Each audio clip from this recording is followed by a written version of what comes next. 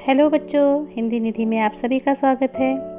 बच्चों, आज हम पढ़ेंगे क्षितिज पुस्तक से कक्षा 9 की क्षितिज पुस्तक से अध्याय 7 मेरे बचपन के दिन। बच्चों, ये जो पाठ है ये हिंदी की प्रसिद्ध साहित्यकार महादेवी वर्मा जी ने लिखा है। ये उनका एक संस्मरण है। संस्मरण का मतलब होता है कि जब लेखक अपनी यादों में जो बीती हुई बातें हैं उनको याद करता हुआ कोई लेख लिखता है तो उसे संस्मरण कहा जाता है। तो ये जो पाठ है मेरे बचपन के दिन, ये महादेवी वर्मा जी के द्वारा लिखा हुआ एक संस्मरण है। इस संस्मरण में उन्होंने अपने बचपन के दृश्य साकार किए हैं और ये बताने का प्रयास किया है कि उनके समय में बालिकाओं के प्रति लोगों की क्या धारणाएं होती थी, और साथ ही यह भी बताया है कि महिलाएं किस प्रकार राष्ट्रीय आंदोलनों में और समाज सेवा में बढ़ चढ़कर हिस्सा लिया करती थी। तो चलिए बच्चों, हम इस पाठ को पढ़ते हैं और इसको समझने का प्रयास करते हैं। बचपन की स्मृतियों में एक विचित्र सा आकर्षण होता है। कभी कभी लगता है जैसे सपने में सब देखा होगा। परिस्थितियां बहुत बदल जाती हैं। अपने परिवार में मैं कई पीढ़ियों के बाद उत्पन्न हुई। मेरे परिवार में प्रायः 200 वर्ष तक कोई लड़की थी ही नहीं। सुना है उसके पहले लड़कियों को पैदा होते ही परमधाम भेज देते थे। फिर मेरे बाबा ने बहुत दुर्गा पूजा की। हमारी कुल देवी दुर्गा थी। मैं उत्पन्न हुई तो मेरी बड़ी खातिर हुई और मुझे वह सब नहीं सहना पड़ा जो अन्य लड़कियों को सहना पड़ता है। परिवार में बाबा फारसी और उर्दू जानते थे। पिता ने अंग्रेजी पढ़ी थी। हिंदी का कोई वातावरण था ही नहीं। मेरी माता जबलपुर से आई तब वे अपने साथ हिंदी लाईं। वे पूजा पाठ भी बहुत करती थीं। पहले पहल उन्होंने मुझको पंचतंत्र पढ़ना सिखाया। तो ये बताना चाह रही हैं यहाँ पर लेखिका कि उनके जो परिवार है उसमें पहले बहुत समय तक कोई लड़की पैदा ही नहीं हुई थी, और इस कारण जब बहुत पूजा पाठ के बाद जब महादेवी वर्मा जी का जन्म हुआ तो उनको वो सारी चीज़ें नहीं सहनी पड़ी जो उस समय में लड़कियों को सहनी पड़ती थी, क्योंकि उस ज़माने में लड़कियों को पैदा होते ही परम धाम भेज देते थे। परम धाम भेजने का मतलब है कि लड़कियों को पैदा होते ही मार देते थे। तो एक ये कुप्रथा थी जो आज भी कहीं ना कहीं हमें देखने को मिलती है कि पुत्र की चाहत में लोग अपनी बेटियों को गर्भ में ही मार देते हैं। फिर वो कहती हैं कि मेरे पिताजी अंग्रेजी जानते थे, दादाजी अरबी फारसी जानते थे। हिंदी हमारे यहाँ कोई बोलना जानता ही नहीं था। लेकिन जब मेरी माताजी विवाह करके अपने घर आईं तब वो अपने साथ हिंदी लाईं। मतलब वो हिंदी बोलती थी और उन्होंने ही मुझे पंचतंत्र पढ़ना सिखाया। मतलब जो पंचतंत्र है उसमें कहानियाँ लिखी हुई हैं, तो वो कहानी पढ़नी उनको उनकी माताजी ने ही सिखाई। अब वो आगे कहती हैं, बाबा कहते थे इसको हम विदुषी बनाएंगे। विदुषी का मतलब होता है बहुत विद्वान महिला, तो विद्वान महिला बनाएंगे ये कहते थे। मेरे संबंध में उनका विचार बहुत ऊंचा रहा, इसलिए पंचतंत्र भी पढ़ा मैंने संस्कृत भी पढ़ी। ये अवश्य चाहते थे कि मैं उर्दू फारसी सीख लूं, लेकिन वह मेरे बस की बात नहीं थी। मैंने जब एक दिन मौलवी साहब को देखा तो बस दूसरे दिन मैं चारपाई के नीचे जा छिपी। यहाँ पर लेखिका बता रही हैं कि उनके दादाजी चाहते थे कि वो उर्दू फारसी भी पढ़ लें और सीख लें, और उसको पढ़ाने के लिए जब मौलवी साहब को बुलाया तो उनको देख के वो बहुत ज़्यादा डर गई और चारपाई के नीचे जाकर छिप गई। फिर उसके बाद उनको पढ़ाने के लिए मौलवी साहब नहीं आए। इस प्रकार उनको उर्दू और फारसी सीखने से छुटकारा मिल गया। फिर वो आगे कहती हैं, तब पंडित जी आए संस्कृत पढ़ाने। माँ थोड़ी संस्कृत जानती थी, गीता में उन्हें विशेष रुचि थी। पूजा पाठ के समय मैं भी बैठ जाती थी और संस्कृत सुनती थी। उसके उपरांत उन्होंने मिशन स्कूल में रख दिया मुझको। मिशन स्कूल में वातावरण दूसरा था, प्रार्थना दूसरी थी। मेरा मन नहीं लगा, वहाँ जाना बंद कर दिया। जाने में मैं रोने लगी। तब उन्होंने मुझे क्रॉसवेट गर्ल्स कॉलेज में भेजा, जहाँ मैं 5वें दर्जे में भर्ती हुई। यहाँ का वातावरण बहुत अच्छा था उस समय। हिंदू लड़कियाँ भी थी, ईसाई लड़कियाँ भी थी। हम लोगों का एक ही मेस था। उस मेस में प्याज तक नहीं बनता था। जब वो उनका मन मिशन स्कूल में जाने में नहीं लगा, वहाँ की पढ़ाई उनको समझ में नहीं आई, तो उनका एडमिशन क्रॉसवेट गर्ल्स कॉलेज में कर दिया गया। तो वहाँ उनको अच्छा लगा, क्योंकि वहाँ सब लड़कियाँ ही लड़कियाँ थीं, साथ में हर तरह की हर परिवार से लड़कियाँ थीं वहाँ, तो सब साथ में ही खाना खाते थे। और मेस जिसे कहते हैं, मेस का मतलब होता है कि जहाँ बैठकर वो सारे बच्चे खाना खाते थे, तो वहाँ पर प्याज नहीं बनती थी, मतलब सात्विक भोजन वहाँ पर उनके लिए दिया जाता था और सब बच्चे बहुत खुशी के साथ रहते थे। आगे लेखिका कहती हैं, वहाँ छात्रावास के हर कमरे में हम 4 छात्राएं रहती थीं। उनमें पहली ही साथिन सुभद्रा कुमारी मिली। 7वें दर्जे में वे मुझसे 2 साल सीनियर थी। वे कविताएं लिखती थीं और मैं भी बचपन से तुक मिलाती आई थी। बचपन में माँ लिखती थी, पद भी गाती थी। मीरा के पद विशेष रूप से गाती थीं। सवेरे जागिए कृपा निधान पंछी बन बोले, यही सुना जाता था। प्रभाती गाती थीं। शाम को मीरा का कोई पद गाती थीं। सुन सुनकर मैंने भी ब्रजभाषा में लिखना आरंभ किया। यहाँ आकर देखा कि सुभद्रा कुमारी जी खड़ी बोली में लिखती थी। मैं भी वैसा ही लिखने लगी, लेकिन सुभद्रा जी बड़ी थी, प्रतिष्ठित हो चुकी थी, उनसे छिपा छिपा कर लिखती थी मैं। एक दिन उन्होंने कहा, महादेवी तुम कविता लिखती हो? तो मैंने डर के मारे कहा नहीं। अंत में उन्होंने मेरी डेस्क की किताबों की तलाशी ली और बहुत सा निकल पड़ा उसमें से। तब जैसे किसी अपराधी को पकड़ते हैं, ऐसे उन्होंने एक हाथ में कागज़ लिए और एक हाथ में मुझको पकड़ा और पूरे हॉस्टल में दिखाई कि ये कविता लिखती है। फिर हम दोनों की मित्रता हो गई। क्रॉस द वेट में एक पेड़ की डाल नीची थी, उस डाल पर हम लोग बैठ जाते थे और जब लड़कियां खेलती थी तब हम लोग तुक मिलाते थे। उस समय एक पत्रिका निकलती थी, स्त्री दर्पण, उसी में भेज देते थे। अपनी तुकबंदी छप भी जाती थी। फिर यहाँ कवि सम्मेलन होने लगे तो हम लोग भी उसमें जाने लगे। हिंदी का उस समय प्रचार प्रसार था। मैं सन 1917 में यहाँ आई थी। उसके उपरांत गांधी जी का सत्याग्रह आरंभ हो गया था और आनंद भवन स्वतंत्रता के संघर्ष का केंद्र हो गया था। जहाँ तहाँ हिंदी का प्रचार ही प्रचार चलता था। कवि सम्मेलन होते थे तो क्रॉस द वेट से मैडम हमको साथ लेकर जाती थी। हम कविता सुनाते थे।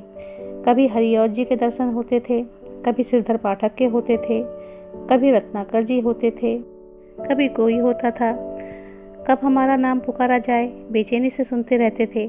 मुझको प्रायः प्रथम पुरस्कार मिलता था। 100 से कम पदक नहीं मिले होंगे उनमें। तो यहाँ पर महादेवी जी ये बताना चाह रही हैं कि जब वो छात्रावास में पढ़ने के लिए गई तो उनकी जो मित्र बनी वो सुभद्रा कुमारी चौहान जी थी, जो उनसे 2 वर्ष बड़ी थी। सुभद्रा कुमारी चौहान जी की कविताएं तो आपने भी पढ़ी हैं बच्चों। आपको याद है ना झांसी की रानी वाली कहानी, कविता, खूब लड़ी मर्दानी वो तो झांसी वाली रानी थी। ये जो कविता है वो सुभद्रा कुमारी चौहान जी ही ने लिखी थी। तो वो उनकी वहाँ मित्र बन गई। फिर दोनों साथ में कविताएं लिखते थे और उस समय क्योंकि भारत की स्वतंत्रता के लिए संघर्ष चल रहा था तो हिंदी का प्रचार प्रसार भी हो रहा था। तो जो वो आंदोलन चल रहा था वहाँ पर जाकर या हिंदी के प्रचार प्रसार के लिए जो सम्मेलन होते थे उसमें ये कविताएं पढ़ती थी और दोनों अच्छी कविताएं लिखती थी, इसलिए इनको पुरस्कार भी मिलते थे और महादेवी वर्मा जी हमेशा प्रथम पुरस्कार ही प्राप्त करती थी। वो कहती हैं, एक बार की घटना याद आती है कि एक कविता पर मुझे चांदी का एक कटोरा मिला, बड़ा नक्काशीदार सुंदर। नक्काशी का मतलब होता है कि डिज़ाइनदार, बहुत ही डिज़ाइनदार कटोरा मिला, सुंदर। उस दिन सुभद्रा नहीं गई थी। सुभद्रा कुमारी चौहान जी उस दिन उनके साथ नहीं गई थी। तो महादेवी वर्मा जी को वो जब चांदी का कटोरा मिला तो उन्होंने कहा कि सुभद्रा प्राय नहीं जाती थी कभी सम्मेलन में। मैंने उनसे आकर कहा, देखो यह मिला। तो उन्होंने उनको वो कटोरा दिखाया। सुभद्रा ने कहा, ठीक है, अब तुम एक दिन इसमें खीर बनाओ और मुझको इस कटोरे में खिलाओ। उसी बीच आनंद भवन में बापू आए। हम लोग तब अपने जेब खर्च से हमेशा 1-1, 2-2 आने देश के लिए बचाते थे और जब बापू आते थे तो वह पैसा उन्हें दे देते थे। उस दिन जब बापू के पास में गई तो अपना कटोरा भी लेती गई। मैंने निकाल कर बापू को दिखाया। मैंने कहा, कविता सुनाने पर मुझको यह कटोरा मिला है। बापू कहने लगे, अच्छा दिखा तो मुझे। मैंने कटोरा उनकी ओर बढ़ा दिया तो उसे लेकर वे बोले, तू देती है इसे? अब मैं क्या कहती। मैंने दे दिया और लौट आई। दुख यह हुआ कि कटोरा लेकर कहते, कविता क्या है, पर कविता सुनाने को उन्होंने नहीं कहा। लौटकर जब मैं सुभद्रा जी से मिली और कहा कि कटोरा तो चला गया। सुभद्रा जी ने कहा, और जाओ दिखाने। फिर बोली, देखो भाई, खीर तो तुमको बनानी पड़ेगी। अब तुम चाहे पीतल की कटोरी में खिलाओ, चाहे फूल के कटोरे में। फिर भी मुझे मन ही मन प्रसन्नता हो रही थी कि पुरस्कार में मिला अपना कटोरा मैंने बापू को दे दिया। सुभद्रा जी छात्रावास छोड़कर चली गईं। तब उनकी जगह एक मराठी लड़की जेबुन्निसा हमारे कमरे में आकर रही। वह कोल्हापुर से आई थी। जेबुन मेरा बहुत सा काम कर देती थी। वह मेरी डेस्क साफ़ कर देती थी। डेस्क का मतलब होता है जो जिसमें बच्चे अपनी टेबल जो जिसमें पढ़ाई करते हैं उसे डेस्क बोलते हैं। किताबें ठीक से रख देती थी। इस तरह मुझे कविता के लिए कुछ और अवकाश मिल जाता था। जेबुन मराठी शब्दों से मिली जुली हिंदी बोलती थी। मैं भी उससे कुछ कुछ मराठी सीखने लगी। वहाँ एक उस्तानी जी थी, जीनत बेगम। जेबुन जब इकड़े तिकड़े या लोकर लोकर जैसे मराठी शब्दों को मिलाकर कुछ कहती तो उस्तानी जी से टोके बिना न रहा जाता था। वो कहती, वाह, देसी कौवा मराठी बोली। जेबुन कहती, नहीं उस्तानी जी, यह मराठी कौवा मराठी बोलता है। जेबुन मराठी महिलाओं की तरह किनारीदार साड़ी और वैसी ही ब्लाउज पहनती थी। कहती थी, हम मराठी हूँ तो मराठी बोलेंगे। तो यहाँ पर लेखिका ने ये बताया कि जब उनकी मित्र सुभद्रा कुमारी चौहान जी हॉस्टल छोड़कर चली गई तो वहाँ पर मराठी लड़की जेबुन्निसा आई जो उनकी काफ़ी मदद कर देती थी। फिर वो आगे कहती हैं, उस समय देखा मैंने कि सांप्रदायिकता नहीं थी। सांप्रदायिकता का मतलब होता है कि जब जाति और धर्म के आधार पर भेदभाव किया जाता है लोगों के साथ तो उसको सांप्रदायिकता कहते हैं। तो वो कहती हैं कि उस समय मैंने देखा कि सांप्रदायिकता नहीं थी। जो अवध की लड़कियां थीं वो आपस में अवधी बोलती थीं। बुंदेलखंड की आती थीं वे बुंदेली में बोलती थीं। मतलब वहाँ छात्रावास में अलग अलग जगह से लड़कियां रहने के लिए आती थीं। तो जो जहाँ की होती थी वो अपनी भाषा ही बोलती थी और लोगों को कोई फ़र्क नहीं पड़ता था। वो कहती हैं, कोई अंतर नहीं आता था और हम पढ़ते थे हिंदी। मतलब जो अवधी बोल रही हैं या जो बुंदेलखंडी बोल रही हैं वो पढ़ते क्या थे, सबके सब हिंदी पढ़ते थे। उर्दू भी हमको पढ़ाई जाती थी परंतु आपस में हम अपनी भाषा में ही बोलते थे। यह बहुत बड़ी बात थी। हम एक मेस में खाते थे, एक प्रार्थना में खड़े होते थे, कोई विवाद नहीं होता था। मैं जब विद्यापीठ आई तब तक मेरे बचपन का वही क्रम चलता रहा जो आज तक चलता रहा है। कभी कभी बचपन के संस्कार ऐसे होते हैं कि हम बड़े हो जाएं तब तक चलते रहते हैं। तो यहाँ पर लेखिका बता रही हैं कि जो हमारे बचपन की आदतें होती हैं वो ज़िंदगी भर चलती रहती हैं। बचपन में हमने जो कुछ सीखा होता है वो हमारे जीवन का हिस्सा बन जाता है और वही संस्कार हमारे बड़े होकर जीवन पर्यंत चलते रहते हैं।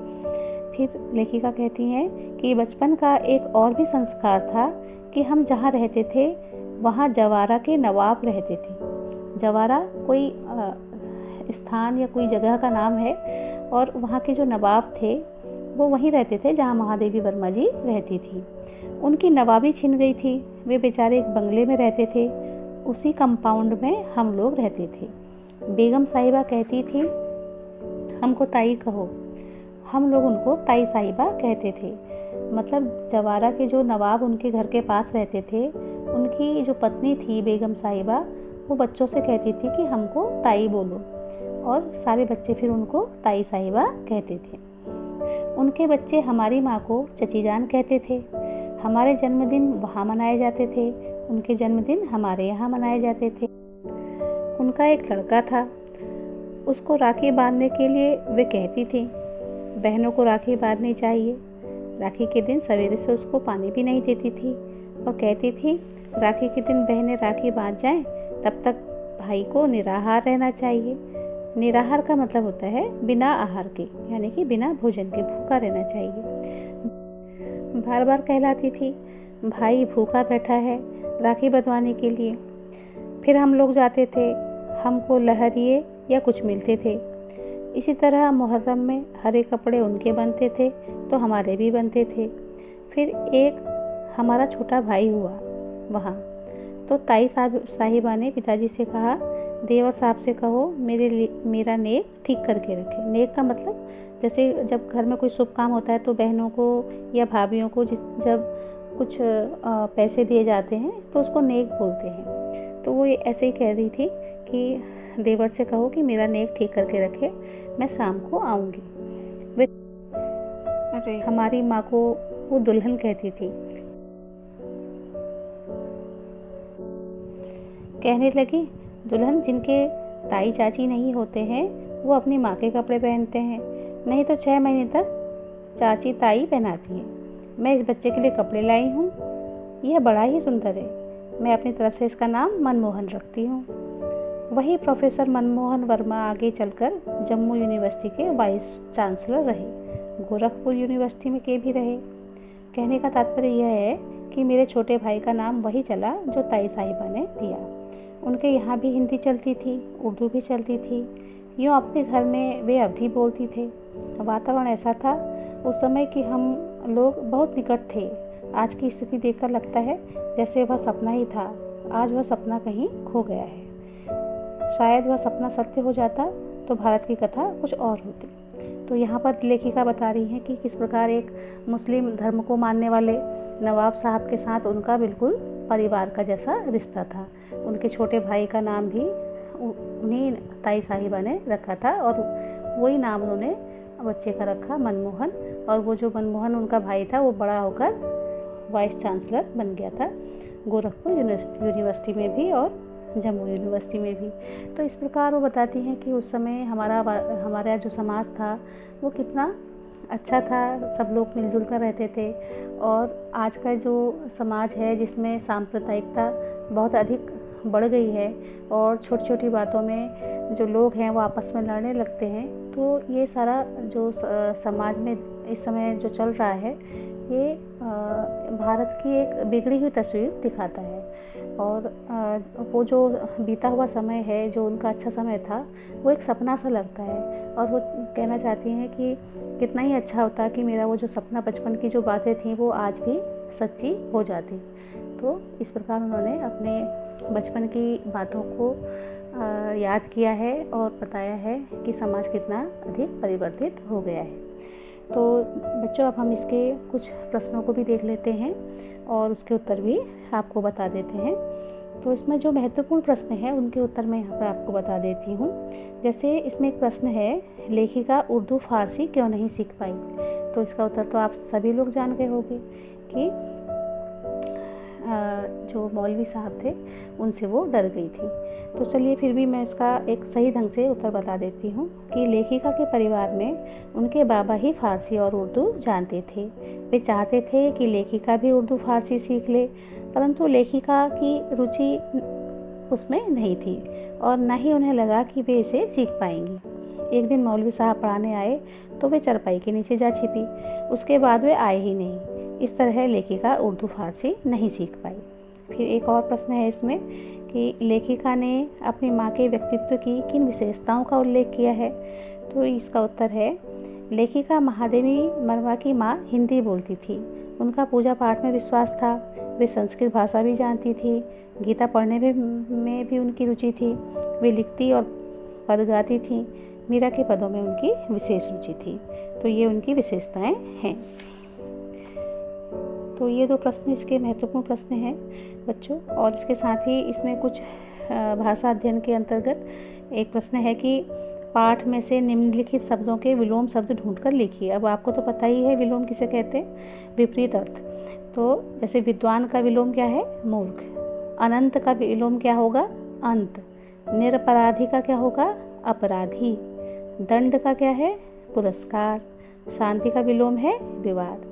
तो इस प्रकार आप इसके प्रश्नोत्तर को भी लिख सकते हैं। तो बच्चों, ये पाठ अब यहीं पर समाप्त होता है और मैं आशा करती हूँ कि आप इस वीडियो से लाभ उठाएंगे। और अगर आपको ये वीडियो पसंद आए तो इसे लाइक कीजिए और सब्सक्राइब कीजिए।